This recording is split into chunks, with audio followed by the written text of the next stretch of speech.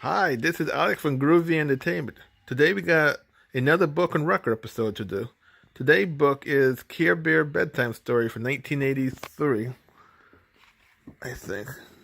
Yep. In the other video we just got them playing was a fast-paced video. The record was fast-paced and everything.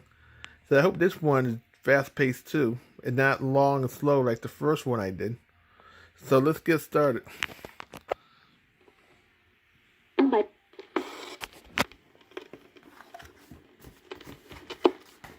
The Story of Bedtime Bear. Here is a bedtime story especially for you, written by Ellen Schwartz, song by Bonnie Sanders and Ellen Schwartz. It is a story about Bedtime Bear and his adventures in Camelot. Each time you hear the music... Nighttime is Bedtime Bear's favorite time. He lives on a soft and fluffy white cloud where silver stars shine like diamonds and the moon smiles all the time in the sky. When Bedtime Bear gets sleepy, he puts his arm and cuddles down happily into his cloud. He waves goodnight to the stars and to the friendly moon and sings himself a lullaby which goes like this. Good night, sleep tight, time for a lullaby. Dream, sweet dreams, as the world goes by. Stars so bright, shining down on you. Good night, sleep tight, may all your dreams come true. Just as he is about to fall asleep, Bedtime Bear whispers a gentle good night to all of his bear friends who are about to go to sleep on their own little fluffy clouds. Across the starlit sky, Bedtime Bear can hear each of his bear friends wishing him sweet dreams, and pretty soon Bedtime Bear is sound asleep and dreaming peacefully. One night, Bedtime Bear had just finished saying goodnight to his friends, the Care Bears. He was very tired because he had spent the day polishing some older stars that needed a little more sparkle.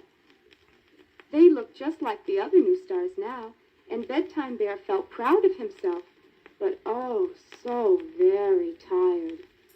He pulled a bit of the cloud fluff over his pudgy tummy and closed his eyes. Just as he began drifting off to dreamland, Bedtime Bear was startled to see something bright and glowing on his pillow.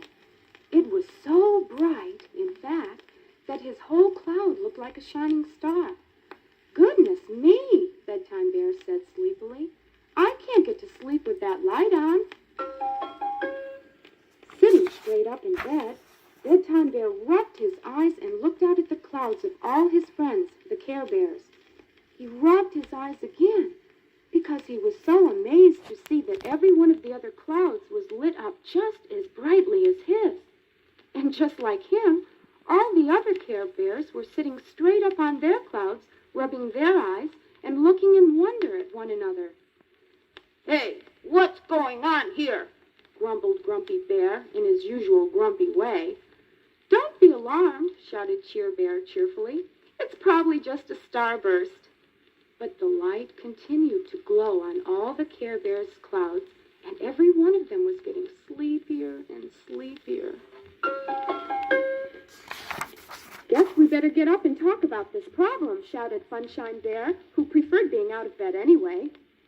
"Why don't we all meet on my cloud?" suggested Wish Bear, who was famous for making wishes come true.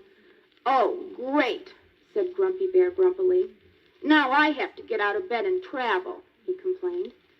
But Grumpy Bear managed to inflate his heart-shaped balloon, as did all the other bears, and float gently to the meeting on Wish Bear's cloud.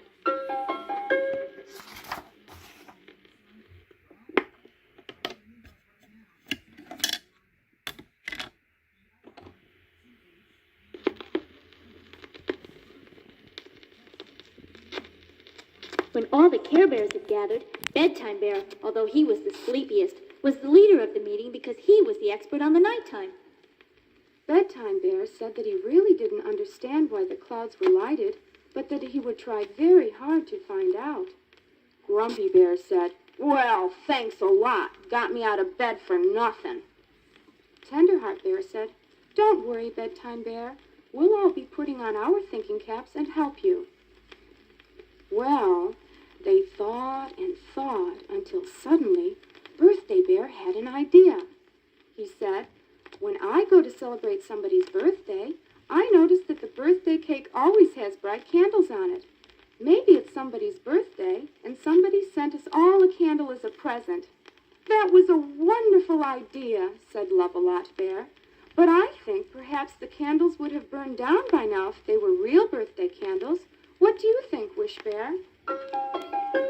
"I think," said Wish Bear, "that maybe they are all pieces of the wishing star, and that they are waiting for all of us to make a wish, so that they can stop shining and go to sleep." "What a wonderful suggestion," said Bedtime Bear.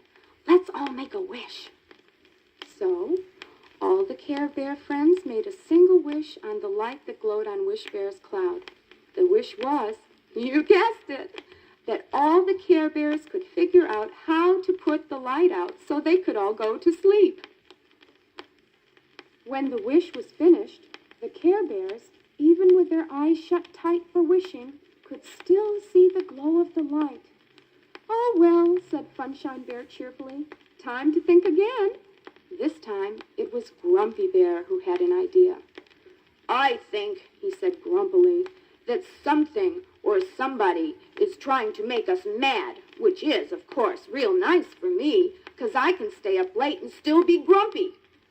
"What an interesting idea," said Cheer Bear. "But I don't think the light would be on all of the Care Bears' cloud if it were only making one Care Bear happy." Well, they kept thinking and thinking of new ideas, trying to help Bedtime Bear figure out why the nighttime was suddenly so bright. As they talked and listened to each other, they became sleepier, but cozier too. They all snuggled closely against each other.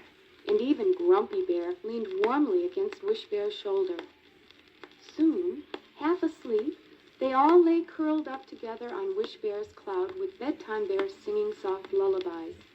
Suddenly, Friend Bear spoke. "Maybe the light was put on our clouds to wake us up and bring us closer together for a little while. After all," he continued, "it's sometimes lonely to be on your own little cloud." Everyone nodded sleepily, and as the light began to flicker and fade out, the man in the moon looked down upon the little Care Bears, all warm and comfy on one cloud, and, pulling back his glowing moonbeams from each bear's cloud, he smiled, knowing that he had made the Care Bears care even more that evening.